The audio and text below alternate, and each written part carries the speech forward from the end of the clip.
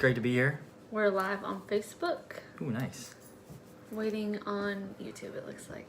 Never done this before, never been Facebook Live.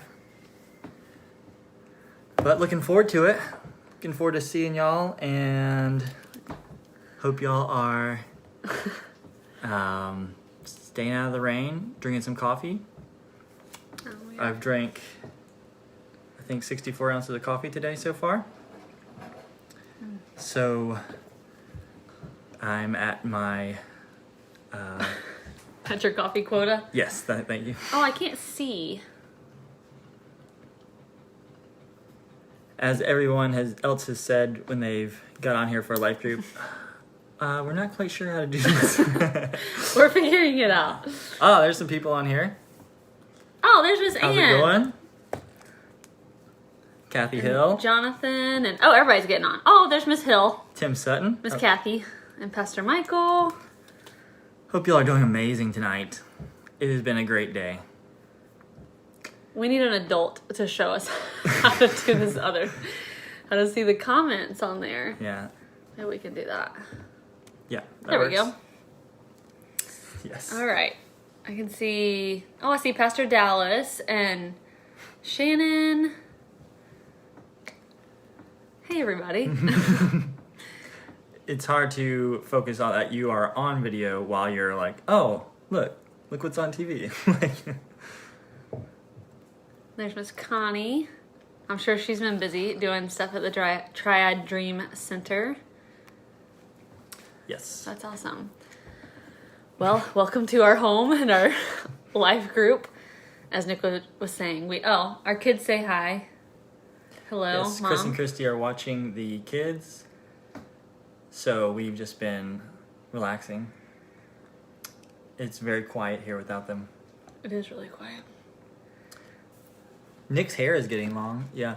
The barbers Hey, are Tara. open. I had an appointment last night. I was so excited. It's been like 2 months. And I had to go to Charlotte. And I had to cancel my appointment. And now it's going to be like a week and a half before I can get another appointment. So I got to get my hair cut, though. Yeah. Not that you can tell. I got a trim. But, Courtney. Courtney from Seattle or come on, Courtney. Why do you always wherever. remember that? Courtney holds on to stuff for a Yeah. long time. Once she's seen something or knows something about you, she's going to hang on to that. She probably holds you grudges too. Oh, Miss Ann said, where's the babies? They're at my mom and dad's house. They are hanging out over there tonight. We had dinner at like 4:30. We had an early Like, we're dinner, free. early date night dinner before coming on to join everybody live. Oh, Yeah, there's Chandler and Bennett. We ate in Hey, a Jen. restaurant. We did eat in a restaurant. There was no one there though. Yeah, there was like one other person. They have everything set up for social distancing, and the tables are marked off so you can't sit at them. So that was kind of nice. And everybody was wearing masks, so it was nice and clean. But I did feel like I had to document it by taking a picture of my food. Yeah. Like, Food We're that's not out. in a to-go box. yeah, it felt good to Very eat off a nice. plate, and it was really hot. So Yeah. that was awesome. Hey, Miss Gladys. And Mr. Doss is on here. Lots of great people here. What a great church we are a part of. I know. I miss seeing all my my church friends. Yeah. This Sunday, right? Yeah, this Sunday you can come. I think 9 and 11 we're having church. That is going to be crazy. I'm excited. I think even if our kids won't sit still for service, like I might come for worship, just to be in the building with everybody and hang out. Hey, Pastor Belinda. Pastor Belinda's like a superstar at our house. Yeah, I think Emerson has a stuffed animal named Pastor Belinda. Yeah, she definitely does. Well, we're excited that we get to be a part of Life Group tonight. It's like if we have to wait till Sunday to be with everyone, then at least we get to talk to you guys tonight. Yeah. But I know Nick's probably not. Well, Nick, you've seen people when you go for Yeah. practice on Thursdays. Yeah. You see Nick playing bass on Sundays. Yeah, the first time that I went for practice and saw everybody, it was like, wow. I forgot how amazing it is to be in a building full of amazing people. Amazing Agape people. Oh, hey, Precious. She's joined in. I have been really enjoying the online services though, like all the cool effects on the worship and everything. Like we have a really, really good setup going, so it sounds really good. It hasn't been that bad, but I'm really looking forward to being back in the building. Yeah. Miss Deborah said, we are better together. Yes. It's funny, so at work, we have a group of like 6 directors, and we all own a different team, and somehow like the phrase better together has kind of started at work too, to just signify like our team working together, because we've had some challenges with complying, just working really hard to comply with all the COVID rules and trying to make sure that our customers are safe and our team members are safe. And so we started better together, and I was like, oh, that's a cool theme at work and at church. Yeah. Hey, Miss Alma has signed on, and there's Grandma, Pastor Susan, having dinner with Haley and Jacob. Hey, Haley. Hey, Jacob. And Jacob. Oh, glad we got to see them semi-recently. Well, before we, I guess, get like too much into what we wanted to talk about and get into tonight, we thought we'd just share a little, I guess, life update. I work at Chick-fil-A. If people don't know, that's why I was saying this stuff about our customers and keeping them safe and our team members. But what's been so fun is that, oh my gosh, I almost just knocked my whole cup of coffee over. What's been cool is just to see like how our community has still come together there. So our team members have really worked super hard to make sure that, like I was saying, our guests are safe. But one of the cool things that we got to do was honor our seniors last week, because they weren't able to have their regular graduation at school. So it's been really neat to be a part of that. But I've also been able to see some of our church friends coming through the drive-thru.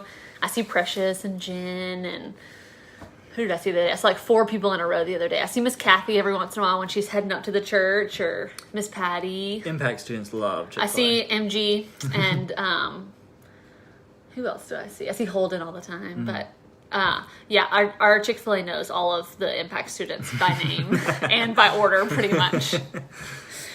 Oh, my dad said Chick-fil-A milkshakes and I are better together. Oh, that's how I feel about some Wits. It's been a long time. Yeah. I think Wits. Wits ice cream. Wits is missing. Is it yogurt custard. or ice cream? It's custard. Oh, that's so close. Come on. Custard is way better. But when all the COVID stuff first happened, everybody was like, oh, life is so weird. I'm at home all the time. You know, a lot of people have been, I'm sure many of you have been going through that, but for me, work picked up. I actually was busier and have worked more hours than ever for a few weeks, in addition to trying to homeschool Emerson, who's in 1st grade. So trying to make sure that she was educated, which I think the Lord was testing our patience. Yeah. Trying to teach us some things. We didn't plan on homeschooling this year, but we no one did, bro. Well, except for the homeschoolers, but we have much more respect for them now. Oh, yeah. Oh my goodness, Doss said Wits is open. I will double check tomorrow. Yeah, we're gonna need an update on that. I saw where you could like go by and pick up the cartons, but I need them to make me a Witzer, what I like, my special thing. Yeah, I don't even remember what they're called now. What's been going on with you? Oh, nothing. Is that good content? Nothing much. Pretty good. I have been working like crazy. I have a mobile auto detailing business, and we do pressure washing. So I thought that might get closed down at the beginning of everything. I was, scrambling for information, trying to figure out what what I was allowed to do and stuff. But thought I was gonna get a lot of time off. But like Taylor said, it's been same old business, just trying to stay 6 feet away from people and keep everything sanitized. So I am very, glad that we are all, in our family, we've been healthy and just been staying safe, Yeah, we feel very blessed. Yeah, in a world where it's such, fear and, anxiety, like we've been talking about a ton. I'm very thankful that we can be not fearful, because we believe we're, walking in health and everything. We're safe, but finish the sentence. We didn't practice that. I completely lost my train of thought. No, I think what you're trying to say is like we've been trying to practice safety, Yeah. but also have been blessed that like we haven't gotten sick or anything. Yes. Exactly. If I'm following what you're that trying was to perfect. say. Yeah, Tara said thankful for being able to work still. Yes, I am too. I've been very thankful. Thankful that some of my friends have still been able to work. Yeah. Pastor Chris said, thankful for the sunshine. What's that like? Yeah, we've forgotten what that looks like. I don't know if you can hear the rain, but it is pouring at our house. Yeah. Well, I guess we can go ahead and get started. And Nick kind of mentioned it a little bit, but like the church has been talking about anxiety, and Pastor Chris have been talking about that on Sundays, and then I think a couple of the life groups have talked about it too, and just throughout the week with 7 at 7. And we have other videos throughout the week too, like Healing Clinic comes on, and then 7 at 7 is still happening. But talking about just anxiety and how people deal with that, and how different people are going through an anxious time right now because of everything that's been happening. I would say probably in the last couple weeks, even with the stuff going on in the news, just the like racial injustices that have been happening, there can definitely be some even heightened anxiety around that. So we just kind of wanted to share and kind of continue the conversation about maybe some resources that would be helpful, that we have found helpful, and just some things that we've been reading and going through on our end that we could share with you guys tonight. Yes, indeed. So, for me, when I think about like anxiety and, well, actually I was talking to Pastor Chris. I was helping him with some work the other day, and he was asking me like, do you ever deal with anxiety or, anything like that? I was like, oh yeah, like of course, doesn't everyone? Like, like not really bad, but like, I think well, I don't know if I should say, I asked him another question too, because I was, throughout our thinking about this, I was thinking like, my tendency is to kind of overthink things, and then, it's just a simple situation, and then it's like, okay, well, what could go wrong with it? Oh yeah, that could definitely happen. And it's like completely spiral. Yeah, exactly, the spiral. It's completely unrealistic, and so I just have to like, step back and like, that is, very low probability. So it's probably better to just live your life, not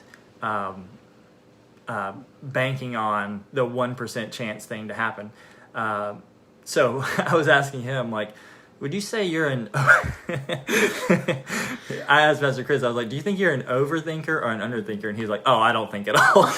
I'm pretty sure that's what he said. I was like, oh, okay, that's probably why you get so much more done than I do. Makes a lot of sense. Yeah.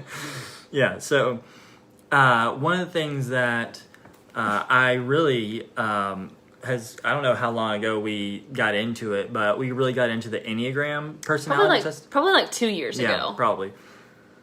And it's, if you don't know about it, great, or not good, whatever. If you do know about it, great. If you don't know about it, it's really complicated. Like we'll give you some resources in a second. Yeah. After we say it goes really in depth. Basically, it's a personality test. It has different types of personalities, so they just call them by number. So there's 9 different types. Pastor Chris says he's been misquoted. Yeah, I didn't record it, so I don't know if that was the actual quote of Pastor Chris. Precious is a 6 on the very Enneagram. Cool. Yeah, so there's different personality types, 1 through 9. So I'm a 9, and they have names of them. So the 9 is the peacemaker, and so it's really important for me to have like peace. Everything's good. There's no problems. But I've kind of learned because the Enneagram, it can tell you kind of what you lean toward in stress, like what personality traits you might be exhibiting while you're in stress. And I never noticed that. I definitely when I took the test, I was like, wow, like I thought I was a completely unique person. I'm the only one that's ever experienced these feelings. I'm, the only person that thinks the way I do, reacts the way I do. And it's like, oh no, like this simple 5-minute computer test just told me everything about me and some stuff that I didn't even know. Yeah. Like, wow. Well, it's kind of comforting to know, like, okay, I'm not the only one that's dealing with this, or like this is normal. Right. It's okay to like be super in your head. Dallas said he's a 3. My mom said she's a 9.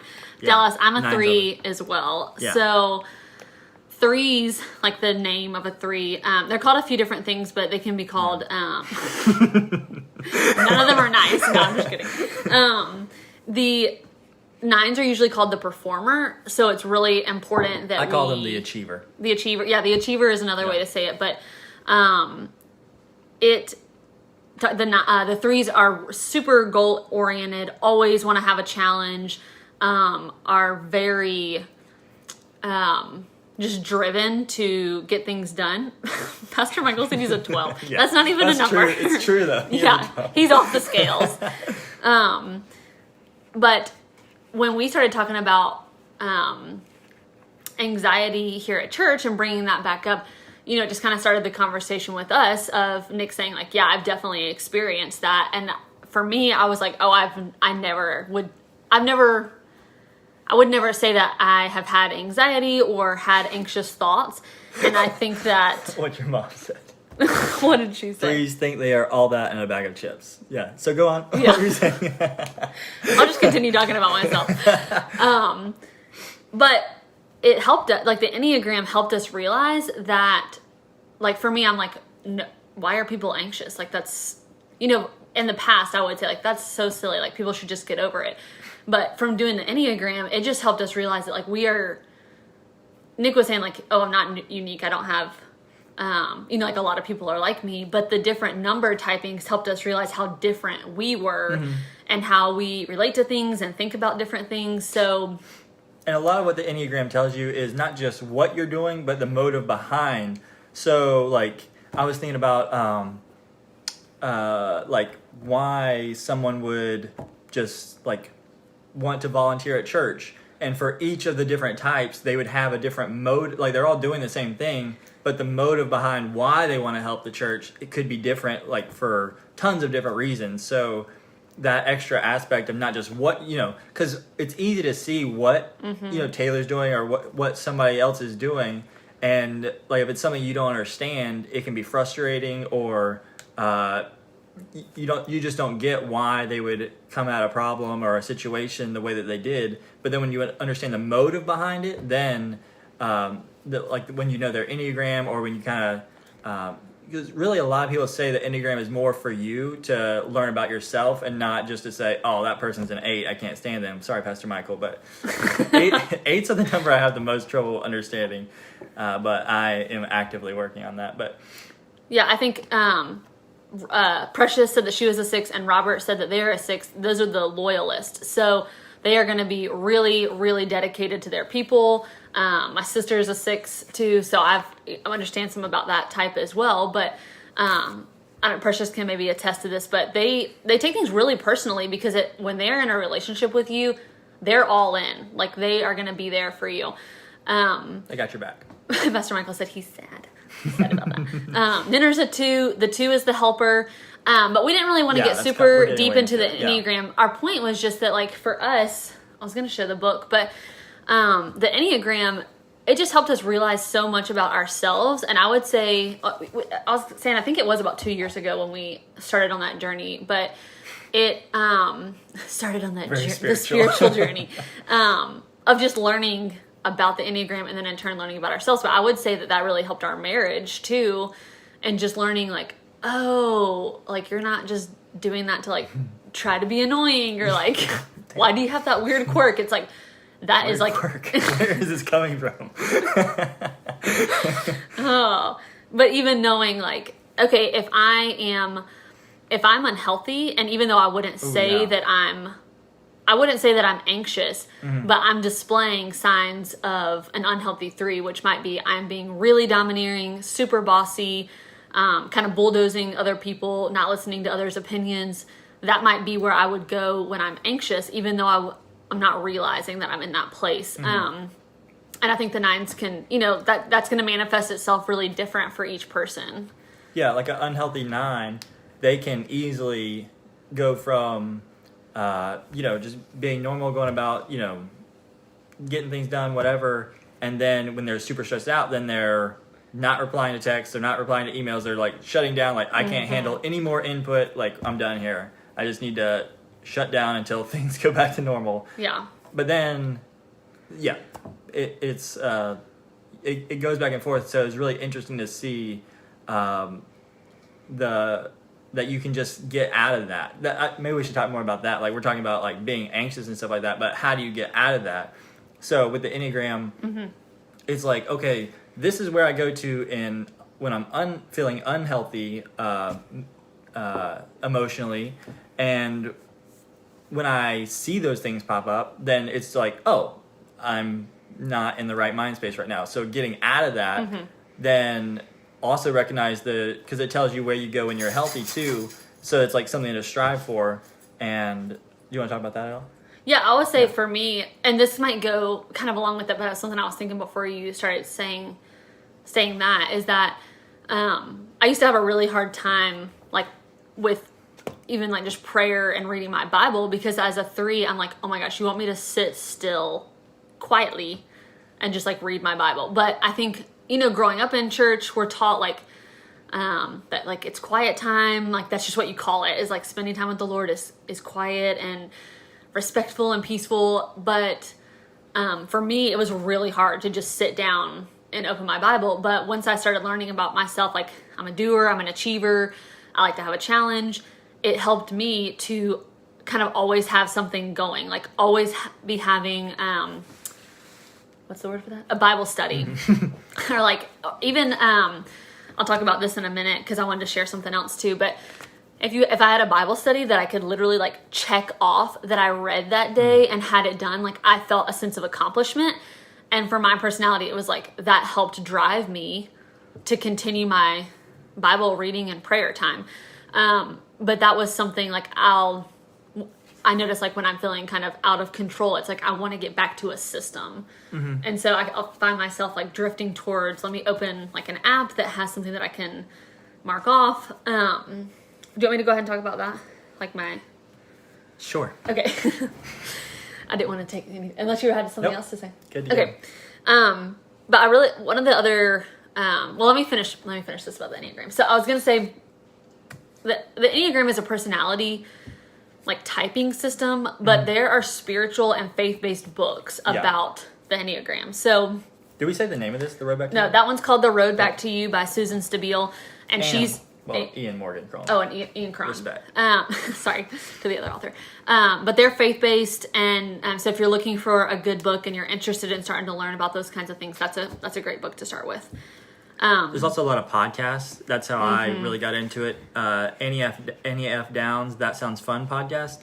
They had a whole series of talking about each type of Enneagram, and there's tons of other podcasts about it too. That's a really easy way to listen to them interview the different types and really get to know them. And it just helps you, like even my family, like my brothers and my parents and stuff like that, when I learned about the test and how they react, I was like, I really don't even know what they would be. Because some people are like, oh yeah, he's an 8. And I couldn't even tell what my family's personality type would be. But then once I learned it, then a lot of stuff made sense. So it helps you relate better to them. Yeah, it does. So I was sharing that it really helps me to have something that I can do or check off, like an accomplishment, like a daily study or something. And Jen and Precious shared one last week by Alan. I can't remember her first name now, but that one looked good. Get Out of Your Head, or Get Out of Your Head, I think is what it was called, by Jenny Allen. I think that was it, or Jamie Allen. They can put it in the comments, but that book looked really good. And I had heard of hers before, but I use the app that's called She Reads Truth, and they have a He Reads Truth at all for men, as well for men, and they have a Kids Read Truth that has Bible studies, and we did their Advent study with the kids this year. But it's a daily, it's tons of different studies. You can study the Old Testament, the New Testament, any chapter almost in the Bible, or any book in the Bible. They have different like topics that they'll go through. So I did Women in the New Testament last year, and that one was really good. Or actually, it was Women in the Old Testament and Women in the New Testament. And then I did the study of Acts, and it's a scripture study for the day, and then it'll show you someone's comment, like they would write the study about it. And then you can also in the app like comment with other people that are also reading the same study, and that's been really awesome. So this week I have been, and last week, been reading the Psalms of Rest. It was one of the ones, and so when we started talking about anxiety, I was like, oh, I really want to share this passage that I read. So this was, I think it was day 2 on the Psalms of Rest. And it just really goes along with, for me, when you are, going through times of anxiousness or times when you're just questioning or needing comfort or questioning what's going on, needing some guidance or just some understanding of like, or a reminder almost of like, okay, we're not in control. Like God is in control and that he ultimately will have victory. This was a really good passage. So the first week for the Psalms of Rest was Psalms 23. And then I think day 3 was Psalms 91. So those are really familiar. And when I started reading them, it's always just like a sweet breath of fresh air when you read those scriptures. And it's almost like, man, I wish I could like read these every day. You could, yes. You'd be reading a lot.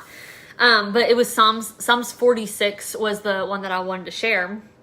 So in my Bible, it titles it, and it's called God is Our Fortress. But what the study went through is it was talking about this is our reminder of God's unmatched power. And I think that in these unprecedented times, if we've heard that like 1,000 times, but it's really comforting to remember that God has unmatched power. I mean, it kind of makes your soul feel good. So should I read a little bit? Sure. Okay. So the first couple verses says, God is our refuge and strength, a very present help in trouble. Therefore, we will not fear though the earth gives way, though the mountains be moved into the heart of the sea, though its waters roar and foam, though the mountains tremble at its swelling. And then for this next section, what I really like, and I don't know if any of you guys are like that when you are going through the scriptures, but in this study, it kind of breaks it down. In this specific one anyways, it breaks down and kind of tells you like, this section's talking about this. And I really like that. So these next couple verses, 4 and 5, it says, there's a river whose streams make glad the city of God, the holy habitation of the Most High. God is in the midst of her. She shall not be moved. God will help her when the morning dawns. And it says that's God's protection from our natural elements in the world. And then 6 and 7, the nations rage, the kingdoms totter. He utters his voice, the earth melts. The Lord of hosts is with us. The God of Jacob is our fortress. And it's talking about God's protection from other nations. And then 8 and 9 is, come behold the works of the Lord, how he's brought desolations on the earth. He makes wars cease to the end of the earth. He breaks the bow and shatters the spear. He burns the chariots with fire. And that's God's protection from fighting and wars. And then verses 9 and 10, be still and know that I am God. I will be exalted among the nations. I will be exalted in the earth. The Lord of hosts is with us, and the God of Jacob is our fortress. So I just thought that was really timely. I know for me it was really comforting. And sometimes, and this is probably, again, it might work for some people. They'll say like, just open your Bible and like find a scripture to read. And I would always end up in like, I don't know, somewhere weird, like Habakkuk. And I'm like, what is this about? I don't understand. But having the study and it's pointing me towards something and it's like, that's just what I needed today. And it was so perfectly titled Psalms of Rest, that study was, because it makes you remember that we can rest in God's kindness, that we can rest in his protection and his authority and fortress. So anyways, I just wanted to share that. I think the She Reads Truth is a really, really helpful, it's really easy resource. too. It's Yeah. just on your phone. It has some cool graphics and stuff. Yeah. So I was going to say, the thing I think I've learned from feeling anxious or I don't want to say like depressed, but like down, when you get those feelings, the spiral continues.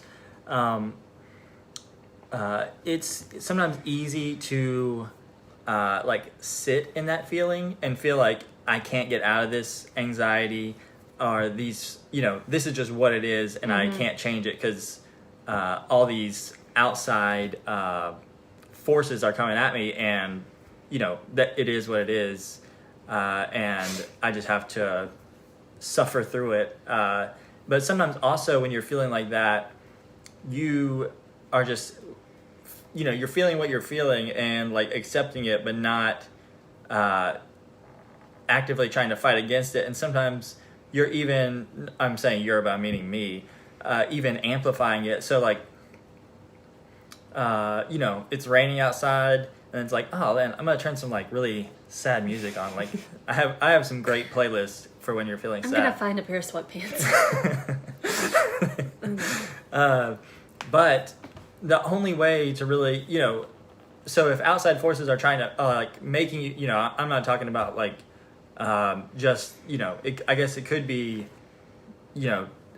spiritual forces, but I'm also talking about, I'm using forces kind of like as a metaphor, just like there's a lot coming at you, and like your job, your family, everything whatever. that's going on, bad things that could happen, all the possibilities.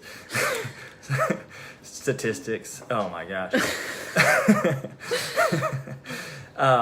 So it's easy to just sit in that and feel those outside forces, but there might be some there's definitely outside spiritual forces, like God wants you to feel better. There might be someone to help you out and give you a boost, you hope, but really the inner is, you have to put force out to get out. Like you can't just sit there and feel anxious and turn on your sad playlist and then, okay, like I'm starting to feel better. I'm starting to feel like I can, really get into the word and focus on what's right. Like you have to take steps to, 1 Peter 5:7, right off the bat, cast all your cares upon him, for he cares for you. That's my favorite scripture. And you have to put it on God, those cares, get rid of them, and then actively like push yourself, like physically get yourself to a different location, turn on some lights, go work out, get your body moving, and you have to take yourself out of that yourself. Like you have to do something. You have to, you have to pray, but you can't just hope, oh man, like this is the day where everything changes. Like you have to take steps for next week and next year to, keep yourself in a mental state that is, because it feels like, oh, this is, this depression, this anxiety, this is just, what I clinically have. And it might be, I'm not a scientist, but that's been my catchphrase lately. I'm not a scientist, but seriously, that you, what did I say? Clinically something. Oh yeah, you might actually have it, but you have to help me out here. The joke threw me off. I think what you're trying to say, and I know for me it's true too, is that when things feel overwhelming, the easiest thing to do is let things feel overwhelming. Like the easiest thing to do is just stay in that place. Yeah. And you don't want to pray. You don't want to read the word. You don't want to take steps to get out of it. The easiest thing to do is stay where you are. But what Nick is saying, and what I think you're saying that you found works for you, is actually taking physical steps to help move yourself out of that. Like you're actually physically going to have to open your mouth and pray, or physically change the, using the music example, like physically change to some happier music to help yourself, get out of that. Go for a drive, go for a walk. Like you're actually going to have to move out of your environment to do something to help yourself, change, help yourself kickstart that.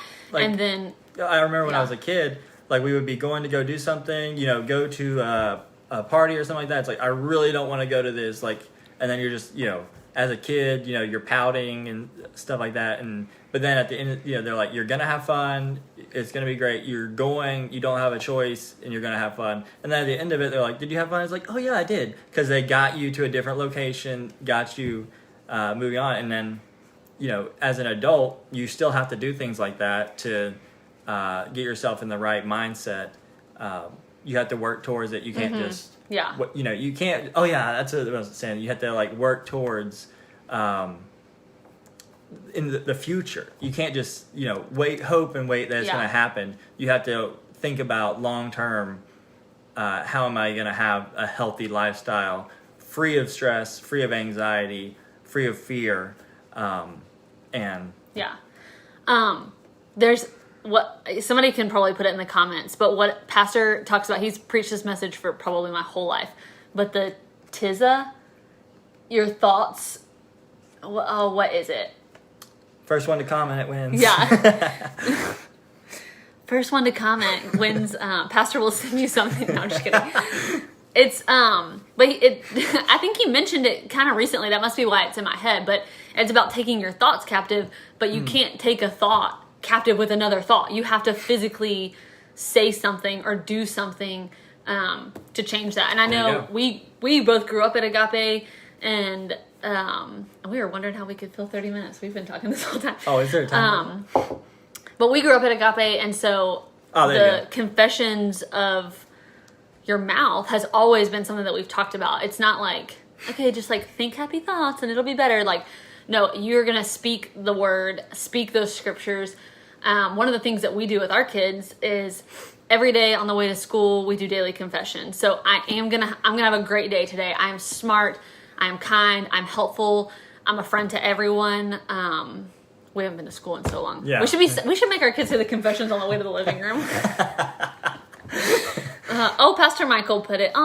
Your dad did first, I think. Thoughts, imagination, stronghold, action. Just like a 3 to be first. You win.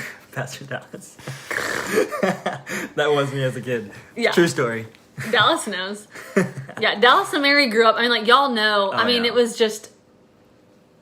Those are some of the biggest things, I think, from growing up at Agape that we have, really held on to is, like, the importance of Scripture and speaking it and how that really affects things. And it really does change your perspective, even if you're like grumbling and rolling your eyes while you do it. Or, even the kids on the way to school, like they're tired and it's like, today's going to be a great day. And we're like, yes, but like I would be mad in the morning and frustrated at the kids and like running late. And then I would be leading the confession. And afterwards it's like, okay, like I feel better from saying our daily confession. So, anyways, I hope that was helpful, and hopefully we didn't ramble too much, but we just wanted to kind of share what's been going on with us and our heart lately, and some resources that have been helpful for us over the last couple years. So just to recap, the Enneagram book is really good if you want to get that.